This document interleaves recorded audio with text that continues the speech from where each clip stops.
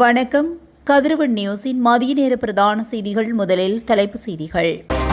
வவுனியாவில் நடந்த கோர விபத்தில் தூக்கி வீசப்பட்ட முச்சக்கர வண்டி ஸ்தலத்தில் பறிபோன உயிர். பலகாரம் சுட்ட பெண் பரிதாபகரமாக உயிரிழப்பு. கொழும்பு காலி வீதியில் வழுக்கி விழுந்த பலர். மசாஜ் நிலையம் என்ற போர்வையில் விபச்சார விடுதி. பிரபல பாடசாலைக்குள் நுழைந்து மாணவர்களுக்கு கொலை மிரட்டல். வெசாக் விடுமுறை குறித்து மக்களுக்கு வெளியான முக்கிய அறிவிப்பு. வட மாகாணம் உள்ளிட்ட 21 மாவட்டங்களுக்கு விடுக்கப்பட்ட எச்சரிக்கை. வாகன உரிமையாளர்களுக்கு நற்செய்தி, அறிமுகமாக உள்ள புதிய வசதி. அமைதிக்கான நடைப்பயணம் 3 நாட்களுக்கு மூடப்படும் இறைச்சி மதுபான கடைகள். வருகிறது மற்றுமொரு எரிபொருள் கப்பல். இலங்கையில் மின்தடை ஏற்படாது, அமைச்சர் அறிவிப்பு. முட்டையின் விலையில் ஏற்பட்டுள்ள மாற்றம். அறிகுறிகள் தென்பட்டால் வீட்டிலேயே இருக்கவும் இலங்கை மக்களுக்கு அவசர எச்சரிக்கை. சமூக ஊடகங்களில் பரவும் தகவல் குறித்து போலீசார் விளக்கம். தமிழகமே எதிர்பார்த்த தேர்தல் பிற்பகல் 1 மணி வரையான வாக்குப்பதிவு நிலவரம். இலங்கையில் கடும் மின்னல் தாக்கம் தொடர்பில் எச்சரிக்கை. தொடர்பான விரிவான செய்திகள். வவுனியா திருநாவல்குளம் பகுதியில் இன்று காலை இடம்பெற்ற கோர விபத்தில் ஒருவர் உயிரிழந்ததுடன் மற்றொருவர் படுகாயமடைந்த நிலையில் மருத்துவமனையில் அனுமதிக்கப்பட்டுள்ளார். இன்று முற்பகல் 10:45 மணியளவில் திருநாவல்குளம் பகுதியில் உள்ள பாதுகாப்பற்ற ரயில் கடவையை முச்சக்கர வண்டியொன்று கடக்க முயன்ற போதே ரயிலுடன் மோதி விபத்து நேர்ந்துள்ளது. கொழும்பிலிருந்து யாழ்ப்பாணம் நோக்கி பயணித்த கடுகதி ரயிலுடன் முச்சக்கர வண்டி மோதி தூக்கி வீசப்பட்டுள்ளது. விபத்தின் முச்சக்கர வண்டியின் சாரதி சம்பவ இடத்திலேயே உயிரிழந்துள்ளார். இவரது சடலம் தற்போது வவுனியா பொது வைத்தியசாலையில் வைக்கப்பட்டுள்ளது. முச்சக்கர வண்டியில் பயணித்த மற்றும் ஒரு நபர் பலத்த காயங்களுக்கு உள்ளான நிலையில் வவுனியா பொது வைத்தியசாலையில் தீவிர சிகிச்சை பிரிவில் அனுமதிக்கப்பட்டுள்ளார். குறித்த புகையிரத கடவை நீண்ட காலமாக பாதுகாப்பற்ற நிலையில் இருப்பதாகவும் அங்கு சமிஞ்சை விளக்குகளோ அல்லது பாதுகாப்பு கேட்டுகளோ இல்லாததே இவ்வாறான தொடர்ச்சியான விபத்துகளுக்கு காரணம் என அப்பகுதி மக்கள் கடும் அதிருப்தி வெளியிட்டுள்ளனர். மேலும் விபத்து தொடர்பான மேலதிக விசாரணைகளை வவுனியா போலீசார் முன்னெடுத்து வருகின்றனர். சித்திரை புத்தாண்டுக்கு முந்தைய தினமான பலகாரம் செய்து கொண்டிருந்த பெண்ணொருவர் பலகாரம் சுட்டுக் கொண்டிருக்கையில் ஏற்பட்ட தீ விபத்தில் காயமடைந்து சிகிச்சை பெற்று வந்த நிலையில் நேற்று இரவு உயிரிழந்துள்ளார். சியம்பலாண்டுவ போலீஸ் பிரிவுக்குட்பட்ட அம்பாறை வீதி 5ஆம் கட்டை பகுதியில் இந்த சம்பவம் இடம்பெற்றுள்ளது. சம்பவத்தில் 44 வயதுடைய AM கருணாபதி என்ற 3 பிள்ளைகளின் தாயாரே இவ்வாறு உயிரிழந்துள்ளார். குறித்த பெண் பலகாரம் செய்து கொண்டிருந்த போது திடீரென எண்ணெய் சட்டியில் தீப்பிடித்து அவரது உடலில் பரவியுள்ளது.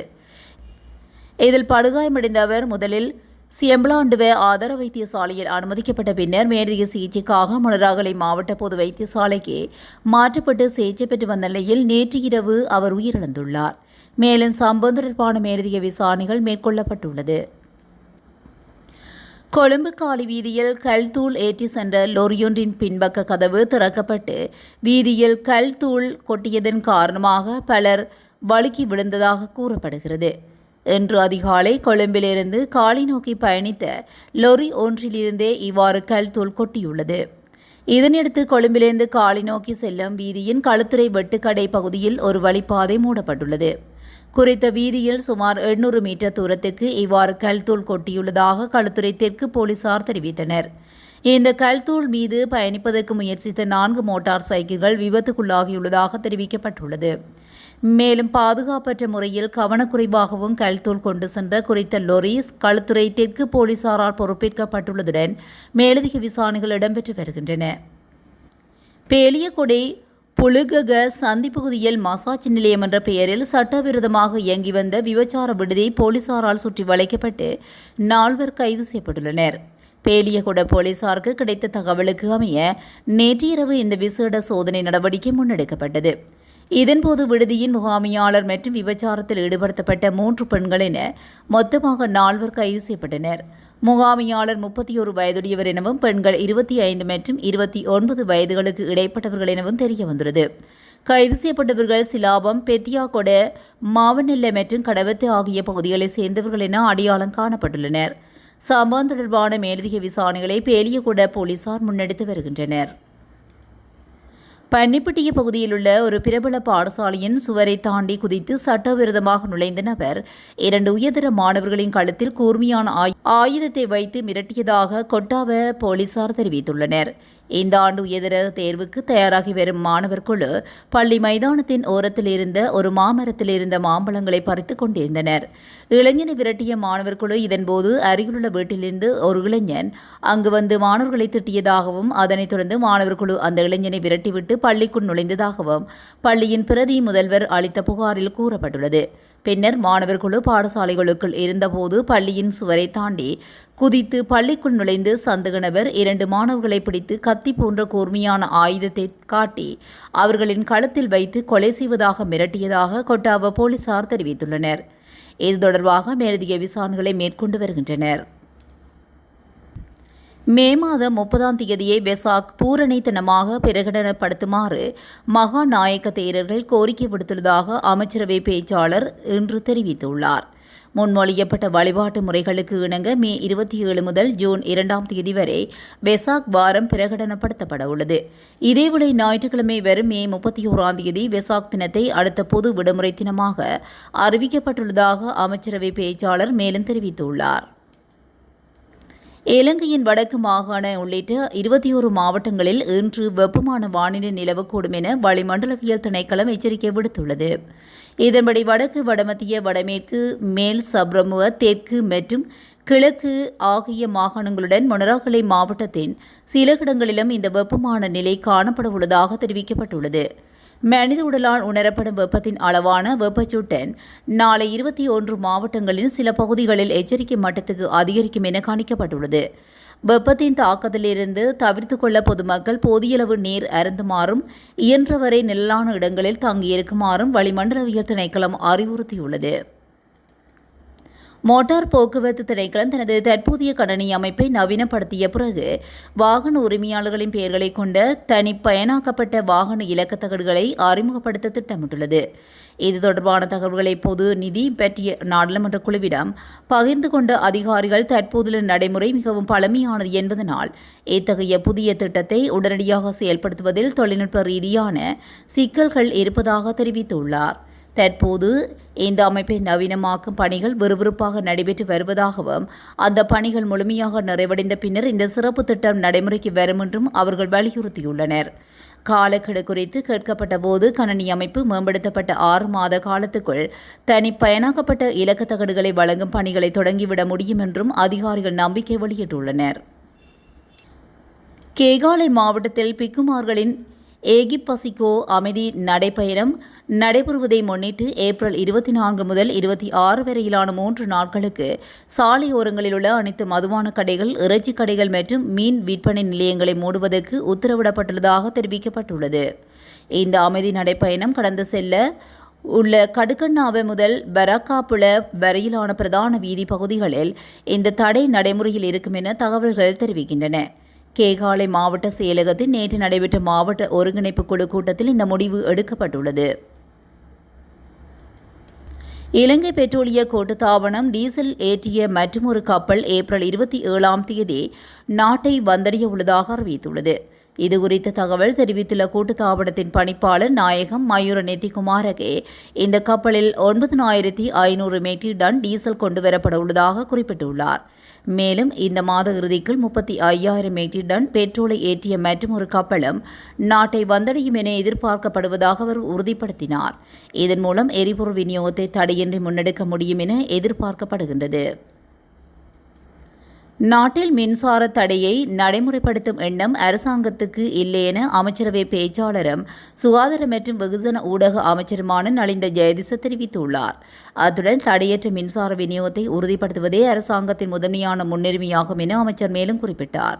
செலவு குறைந்த மற்றும் நம்பகமான மின் உற்பத்தி ஆதாரங்களில் கவனம் செலுத்துவதன் மூலம் தற்போதைய நிலைமை முகாமித்துவம் செய்யப்பட்டு வருவதாக அவர் மேலும் சுட்டிக்காட்டினார். நாட்டின் சந்தையில் முட்டை விலை பாரியளவில் வீழ்ச்சி அடைந்துள்ளதாக தகவல் வெளியாகியுள்ளது.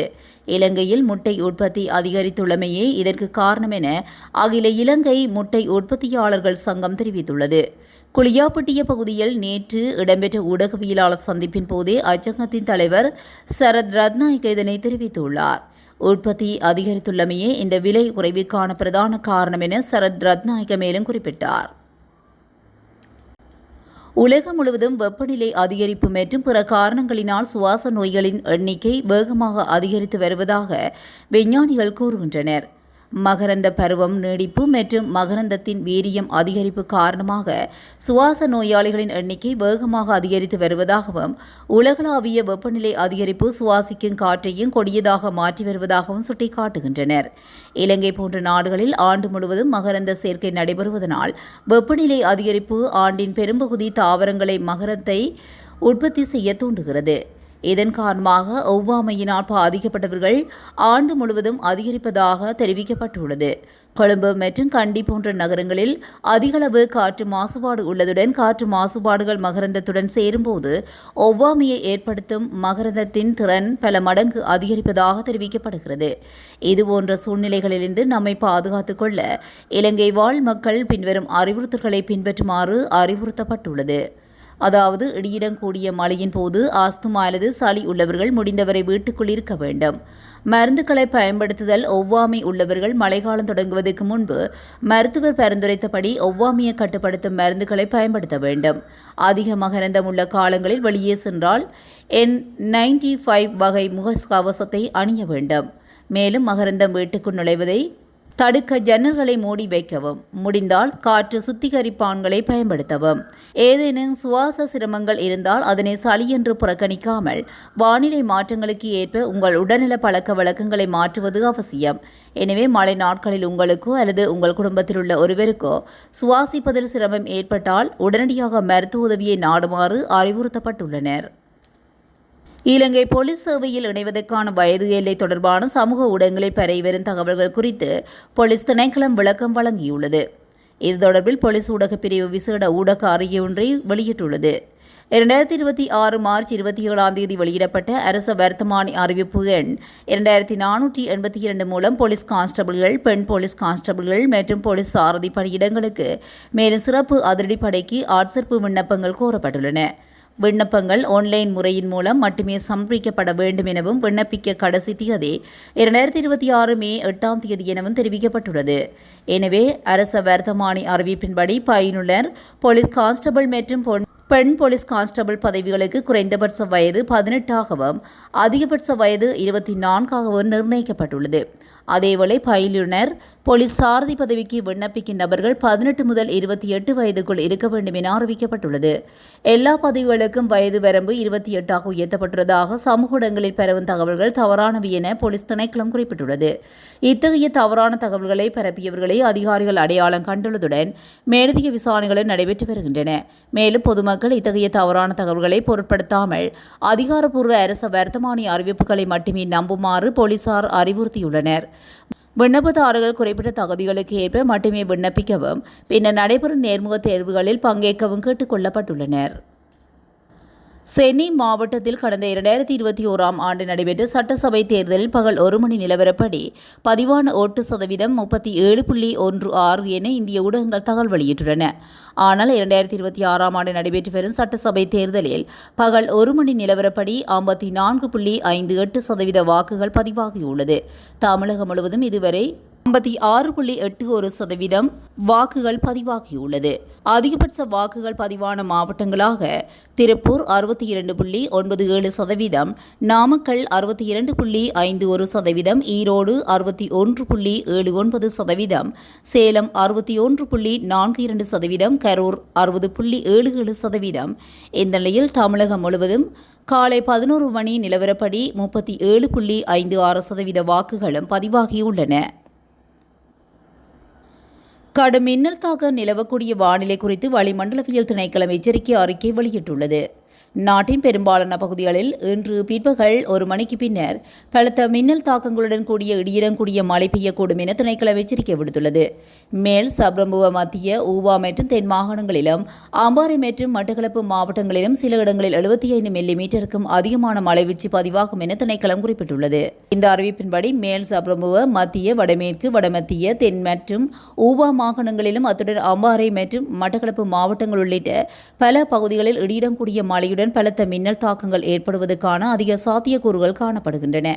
இடியுடன் கூடிய மழையின் போது தற்காலிகமாக பலத்த காற்று வீசக்கூடும் என தெரிவிக்கப்பட்டுள்ளது. மின்னல் தாக்கங்களினால் ஏற்படும் விபத்துக்களை குறைத்துக் கொள்ள தேவையான பாதுகாப்பு முன்னெச்சரிக்கை நடவடிக்கைகளை மேற்கொள்ளுமாறு பொதுமக்களிடம் கோரிக்கை விடுக்கப்பட்டுள்ளது. இத்துடன் கதிரவன் நியூஸின் இன்றைய நாளுக்கான மதிய நேர பிரதான செய்திகள் நிறைவடைகின்றன. தொடர்ந்தும் செய்திகளோடு இணைந்திருக்க கதிரவன் நியூஸுடன் இணைந்திருங்கள். நன்றி, வணக்கம்.